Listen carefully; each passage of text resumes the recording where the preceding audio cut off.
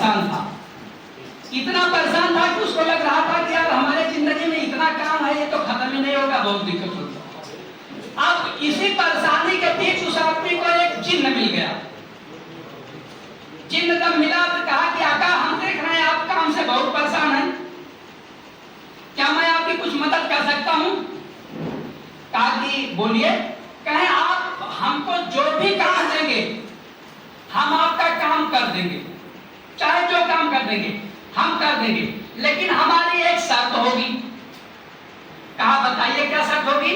कहा जब आप हमको कोई काम नहीं बताएंगे तो हम आपको खा जाएंगे। आदमी को लगा कि हमारे पास इतना काम है कि अगर इसको हम रोज देते रहेंगे तो 50 साल काम नहीं खत्म होगा, और न काम खत्म होगा न हमको खाएगा। डन, समझौता तय हो गया। जिन्होंने कहा कि अगर काम बताइए, आप वो काम बताना शुरू कर दिए। उस समय तत्कालीन समय में जो भी काम रहा हो, अगर इस समय का काम रहता तो आप लोग बताते इको क्लब पे पहले अपलोड कर लीजिए, हाँ नहीं किताब लेते आइए यहाँ से, या जो भी काम रहता हो बताते थे डीबीटी का कुछ क्लियर कर दीजिए। इस समय की बात रहती तो आगे बता। उस समय जो भी उसका काम था वो अपना बताता रहा कि हमारे लिए एक अच्छा सा महल बनवा दीजिए, हाँ, और इसके बाद ये कर दीजिए वो कर दीजिए। मतलब बताते बताते 7 दिन में उसने 70% उनका काम खत्म कर दिया। 7 दिन में 70% जब काम खत्म हो गया तो गणित वाले समझ सकते हैं कि अब इनकी उम्र कितनी बची है? 3 दिन।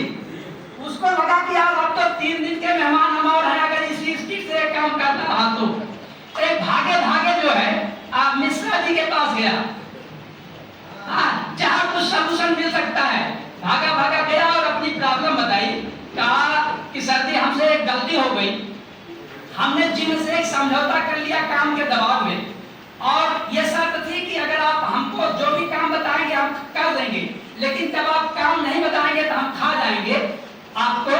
और हमारे पास इतना काम था, हम सोचे 50 साल काम खत्म ही नहीं होगा, लेकिन ये तो 7 दिन में हमारे 70% काम खत्म कर दिए। अब हमारे पास 30% काम और 3 दिन का रह गया है। अगर कोई रास्ता हो इसके समझौते से हटने के लिए तो बताइए, नहीं तो फिर हमारी 3 दिन के बाद फिर मुलाकात नहीं होगी आपसे। तो इन्होंने कहा कि इसका एक बहुत आसान उपाय है। तो कहा तब अगर आसान उपाय है तो जल्दी बताइए। कहा जाके आप अपने आंगन में एक बड़ा सा खम्भा डालिए, बड़ा सा खम्भा, और जिन को कहिए किसी खम्भे पर चढ़ो और उतरो। खम्भे पर जिन को बोलिए किसी खम्भे पर चढ़ो और उतरो, और जब तुमको काम समझ में आ जाए तो जिन को बुलाइए कर दीजिए एक काम कर दीजिए। अब काम करके जब आ जाए फिर कहा जाओ खम्भे पर चढ़ो और उतरो। हाँ, अब क्या बढ़िया फार्मूला निकल गया कि उस बंदे के पास परमानेंट नौकर हो गया। जब काम करता था तो बुला के कहता था जाओ ये काम कर दो, और जब काम खत्म हो जाता था कहता था जाओ खम्भे पर चढ़ो उतरो। और परमानेंट हिदायत दे रखा था कि अगर हम कोई काम न बताएं तो समझ लो कि ये काम है खम्भे पर चढ़ने उतरने का, बात कुछ नहीं पता। तो ये जो कहानी थी खाली हंसने के लिए नहीं थी। हमारा जो माइंड है, हमारा जो मन है, ये किसी भी जिन्न से कम नहीं, बहुत शक्तिशाली है। अगर आप इसको किसी काम में नहीं लगाएंगे, अच्छे काम में, तो ये अपने मन से कुछ न कुछ काम करना शुरू करेगा। और जब आपको अपने मन से कुछ काम करना शुरू करेगा तो फिर कुछ गड़बड़ होगा, कहीं एक्सीडेंट कराएगा, कहीं कुछ कराएगा। तो पहला काम क्या करना है, इसको किसी अच्छे काम में लगाना है। अच्छे काम में जो भी आपका मूलभूत उद्देश्य है उसको अच्छे काम में दीजिए, और जब जब खाली हो जाए तो काम करें या कुछ काम करें, तो किसी काम में उसको लगाना है।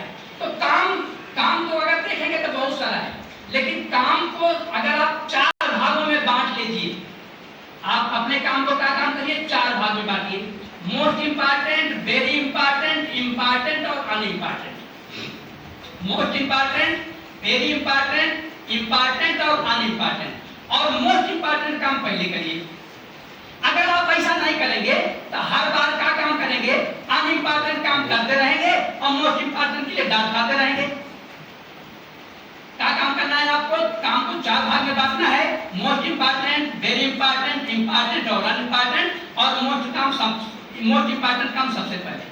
तो इस बात को अगर आप ध्यान देंगे तो जितना भी काम है आप हमेशा मोस्ट इंपॉर्टेंट, वेरी इंपॉर्टेंट तक रहेंगे, और इंपॉर्टेंट और अनइम्पॉर्टेंट के लिए आपके पास